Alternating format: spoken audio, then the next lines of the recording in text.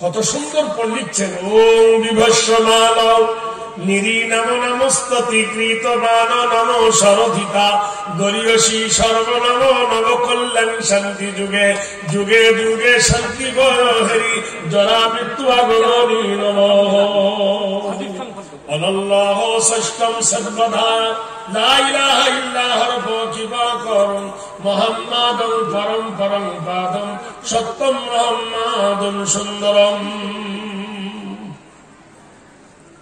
যিনি আকাশের মালিক, যিনি জমিনের মালিক, যিনি আসমানের মালিক, যিনি দুনিয়ার মালিক, সেই মালিকের কথা একবার স্মরণ করো। পৃথিবীর মাটিতে এমন একজন মহামানবকে তিনি পাঠালেন, হেরি নাম চরিতত্ব গরিয়সী, হেরি নাম লা ইলাহা ইল্লা হরফ কৃপা করম মুহাম্মাদুন পরম পরম পাদম সত্যম মুহাম্মাদুন সুন্দরম। এমন একজন মহান চরিত্রের মানব তিনি আরবের মাটিতে পাঠালেন।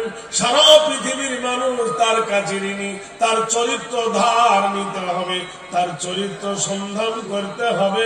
সেই মহামানব চরিত্র বললেন, যদি আল্লাহকে পেতে চাও, আল্লাহকে যদি তোমরা ধরতে চাও, তাহলে কি করতে হবে? কোরআন জানিয়ে দিল, ফাত্তাবিউনি, ইত্তেবা করো। কাকে? নবী মুহাম্মদ রাসূলুল্লাহকে। ইহবিবকুম, আল্লাহ তোমাকে ক্ষমা করবে, যুনুবাকুম, তোমার অপরাধকে। যদি তোমরা আল্লাহর সঙ্গে মহব্বত করতে চাও, আল্লাহর সঙ্গে যদি ভালোবাসা করতে চাও, আল্লাহর সঙ্গে যদি তোমাদের প্রেম করতে চাও, কাকে ধরবে তোমরা? তা বলছে ফাত্তাবিউনি, রাসূলুল্লাহর চরিত্র ধরতে হবে, রাসূলের আখলাক ধরতে হবে, রাসূলের নিয়ম ধরতে হবে, রাসূলের সিস্টেম ধরতে হবে, রাসূলের কানুন ধরতে হবে, তবে আল্লাহকে পাবে।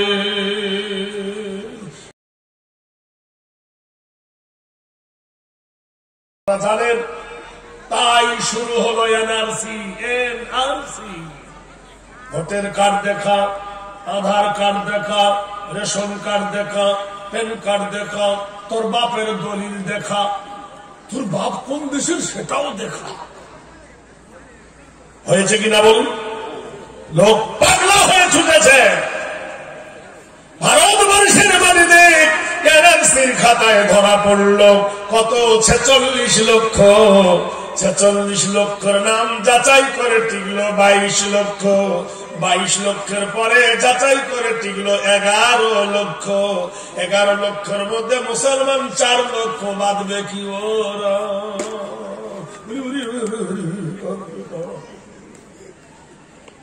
ভারতবর্ষের মাটিতে মুসলমানদের দাবি আমাদেরকে বলল, একটা দাবি ওরা করেছে, একটাও টেকেনি।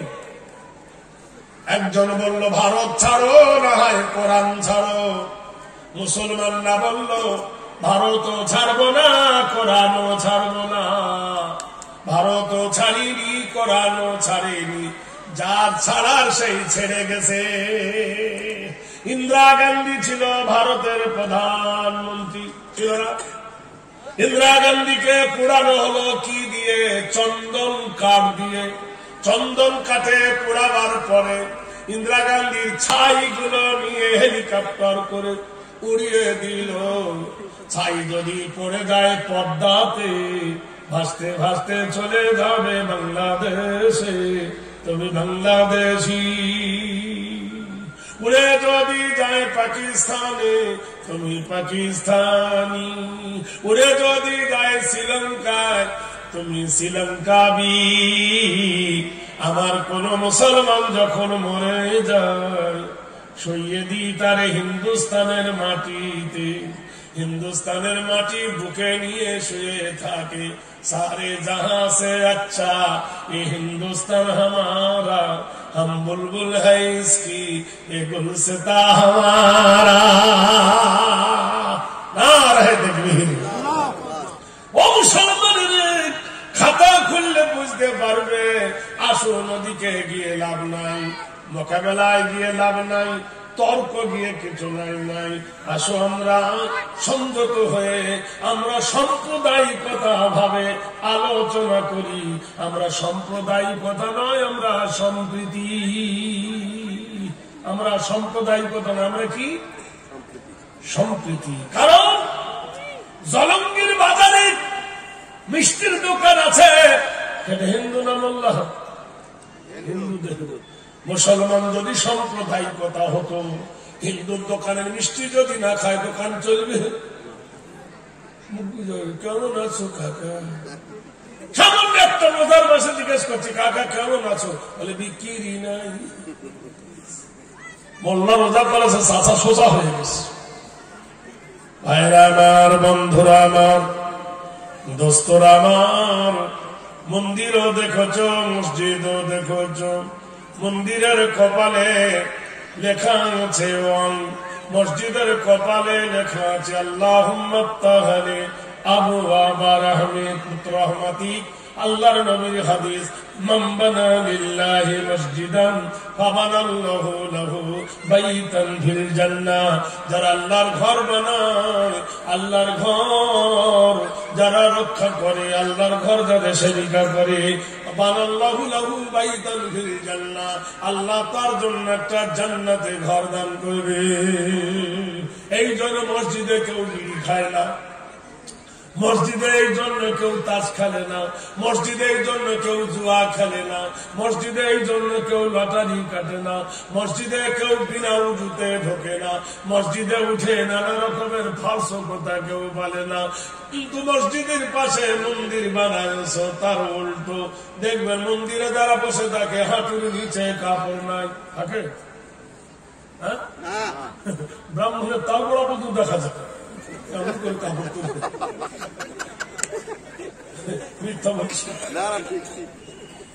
ভালো করে দেখবেন, আল্লাহ করে মিথ্যা বলবে। আমাদের বড় জামা তারপরে ঢেকে থাকবে, আর ওদের জামা এমন ছোট বেরিয়ে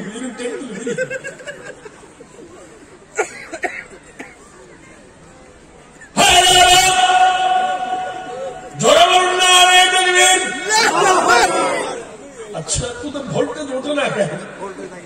এই ডাবের দাম বেশি না নারকেলের দাম বেশি? আমরা নারকেল আছি না ডাব আছি? আমরা নারকেল হয়ে গেছি। তোরা তো ডাব আছে, দেখুন জোরে বল। হায় আল্লাহ, হায় আল্লাহ। ভাই তুই একটু জোরে দেবো, কোন আসলে আমি সেই জোয়ান আর আছি, ভুল হয়ে গেছে কেন? ওরা 3 হাত দূরে দেওয়ার দুটো কি করে আওয়াজ হয়? কীর্তন গাইতে থাকি, অত দূর কি করে শুনতে পাবো? হ্যালো, সব যদি ঠেকে বলি তো দূরে বলবো কি করে? তোর মাইকে তো আমি বদনাম করিনি, তুই আর আমি ঠিকঠাক নিতে হলো তো মেয়া বিবি রাজি তো কা করে কাজী। হ্যাঁ ভাইরা আমার তো কমাস নিয়ে এটাই বলতেছে। তাহলে মন্দিরের কপালে যে ওয়ান লিখেছে সে হলো পণ্ডিত।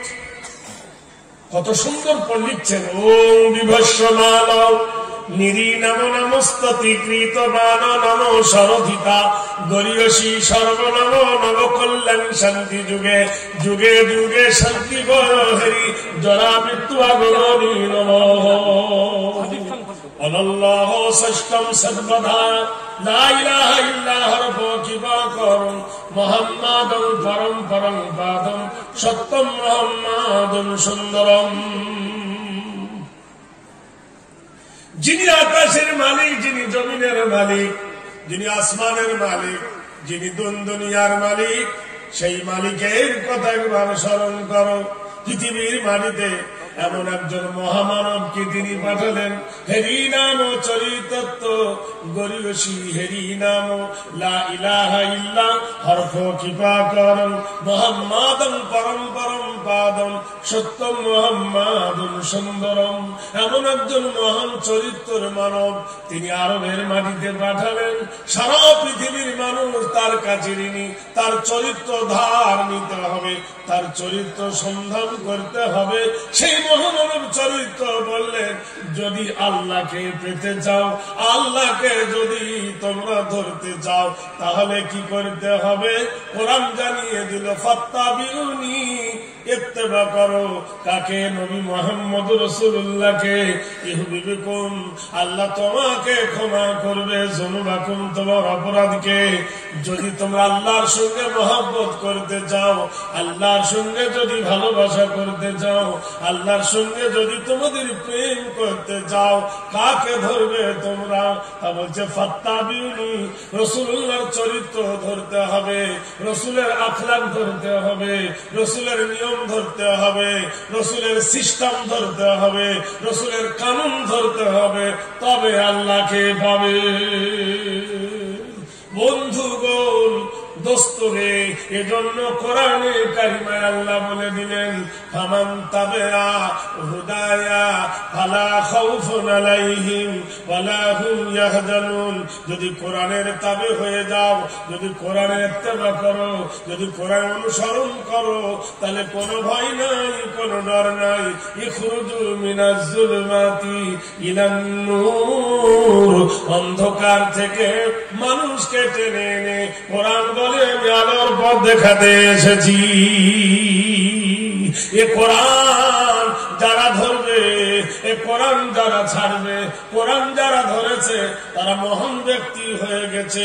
কোরআন ধরেছিল আবু বকর, মহান ব্যক্তি হয়ে গেছে। কোরআন ধরেছিল হযরত ওমর, মহান ব্যক্তি হয়ে গেছে।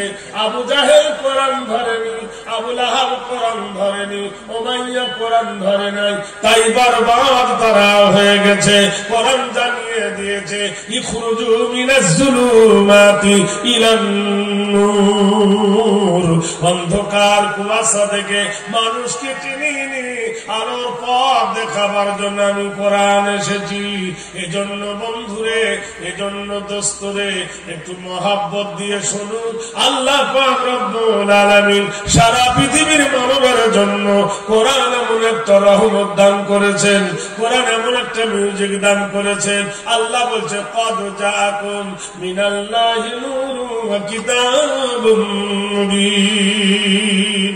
ভাই, গত বছর বাংলাদেশে একটা জিনিস খুব ভাইরাল হয়েছিল, আপনারা জানেন। ভাইরালটার নাম দিয়েছিল কাঁচা বাদাম। কথা বলছেন কিনা? এখন আর পাকা বাদাম নাই। এক এক মাসে এক এক জিনিস ভাইরাল হতে পারে, লোকে শুনে, কিন্তু 2 বছর টিকে থাকে না। কিন্তু সত্য করে বলুন, আজ থেকে 1400 বছর পূর্বে কোরআন যে মানুষকে দিয়ে গেছে আল্লাহ রসুল, সূরা ফাতিহা আপনি ফজরেও শোনেন, মাগরিবেও শোনেন, এশাতেও শোনেন, একবার কি আপনার বিরক্ত বোধ হয়েছে? হয়েছে কোনদিন যে সূরা ফাতিহা আমি শুনবো না? এমন একটা মহাবাণী আল্লাহ বলছে, কদ জাআকুম মিনাল্লাহি নূরুন ওয়া কিতাবুম মুবিন। তোমার মাবুদের তরফ হইতে, তোমার মাওলার তরফ হইতে নুরিময় একটা কিতাব দেওয়া হয়েছে। সেই কিতাবটা কি? কোরআন। কিয়ামতের সকাল পর্যন্ত বাঁশিতে বাজবে না, কিয়ামতের সকাল পর্যন্ত নকল হবে না, কিয়ামতের সকাল পর্যন্ত বিরক্ত বোধ হবে না, কিয়ামতের সকাল পর্যন্ত কাউকে ওয়ানিহা হবে না। সেই কিতাবটার নাম হলো কোরআনুল মজিদ আল ফুরকানুল হামিদ। বাস্তবে আসুন, এটা হলো একটা টেবিল, আর আমি যেটা বলছি এটা হলো চেয়ার। একটা গাছ চেলা করে টেবিল বানানো হলো, আর একটা গাছ চেলা করে কাঠের চেয়ার বানানো হলো, আর একটা গাছ চেলা করে খাট বানানো হলো, আর একটা ছোট্ট কাঠ কেটে একটা রেহেল বানানো হলো। রেহেলটা যদি হাত থেকে পড়ে যায় অসতর্ক মুহূর্তে, সেটা কি করে? ধরে মানুষ চুমো দেয়, দেয় না? এই ধরে বলুন, দেয় কিনা? তাহলে ও কাঠ, হাট বলছে, হ্যাঁ রে, আমার দাম 80,000 টাকা, আর তোর দাম মাত্র 20 টাকা। আমার উপরে এই বাড়িওয়ালা ছেলে হাগে মতে ধুয়ে ধরে, চেয়ার বলে আমার উপরে উঠে পা তুলে বসে। তো আমিও কাট, তুইও কাট, তোর এত সম্মান কেন? কাঠ বলল, ভাই কাঠের সাথে প্রেম করিয়া লোহা সাগরে যায় ভাসিয়া। আমার প্রেম দুনিয়ার কোন খেতাবের সঙ্গে নয়, আমার প্রেম হলো আল্লাহর বাণীর সঙ্গে। আমি রেহেল, আমার উপর আল্লাহর কোরআন রাখে, সেজন্য আমার ইজ্জত এত, আমার সম্মান এত। কালামুল্লাহ রাখে আমার উপরে, তাই কালামুল্লাহর দামে আমি দামি হয়ে গেছি। ভাইরা আমার, বন্ধুরা আমার, তাহলে পৃথিবীতে দেখবেন ট্রেন, দেখবেন ট্রেনের দেখবেন সামনে একটা বগি, পিছনে অনেকগুলো বগি আছে। সব বগিগুলোকে বলা হয় জেনারেল ডিব্বা। কিন্তু যখন আপনি এক্সপ্রেস ট্রেনে যাবেন, দেখবেন তার মধ্যে একটা থাকে ফার্স্ট ক্লাস, একটা থাকে সেকেন্ড ক্লাস, একটা বগি থাকে সেটা হলো স্লিপার, আর বাদ বাকি সব জেনারেল। ইংরাজি শেখো জেনারেল শিক্ষা, বাংলা শেখো জেনারেল শিক্ষা, অঙ্ক শেখো জেনারেল শিক্ষা, এমএ পার, বিএ পার, গোষ্ঠী পার, সব জেনারেল শিক্ষা। এগুলো যদি জেনারেল শিক্ষা হয়, রিজার্ভেশন শিক্ষা কোনটা? রিজার্ভেশন শিক্ষা হলো আল্লাহর কোরআন। আল্লাহ নিজেই বলছেন আর রহমান, আমাকে বলো রহমান, আল্লামাল কোরআন, আমি কোরআনের জ্ঞান দান করেছি। খালাকাল ইনসান, মানুষকে সৃষ্টি করে আল্লামাহুল বায়ান, তাদের কথা বলার ক্ষমতা দিয়েছেন। আর দেখবি আপনি বাস্তবের গান করে এসে একটা ছেলে, কেউ বলতে পারবে যেন 1 ক্লাস থেকে 2 ক্লাস সব বই মুখস্থ শোনাতে পারবো? পারবে না। কেউ বলতে পারবে আমি রামায়ণ বই মুখস্থ শোনাতে পারবো? পারবে না। কেউ যদি বলতে পারে আমি বের গোটাই শোনাবো? বলতে পারবে না। একটা বর্ণ পরিচয় কেউ বলতে পারবে না, এ টু জেড আমি শোনাতে পারবো? পারবে না।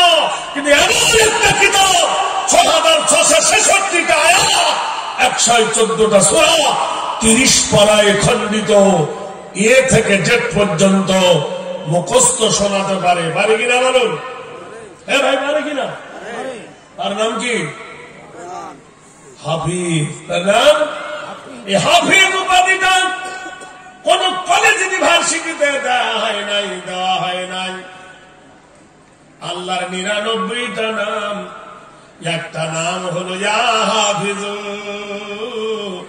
এই হাফিজ আল্লাহ বলছেন, বান্দারে আমার কালাম মুখস্থ করেছিস, তাই আমার সেই হাফিজ নামটা কেটে তোর গহনা বানিয়ে দিলাম। আজ থেকে তোকে লোকে বলবে কোরআনের হাফিজ। এই কোরআনের ব্যাখ্যা হলো হাদিস।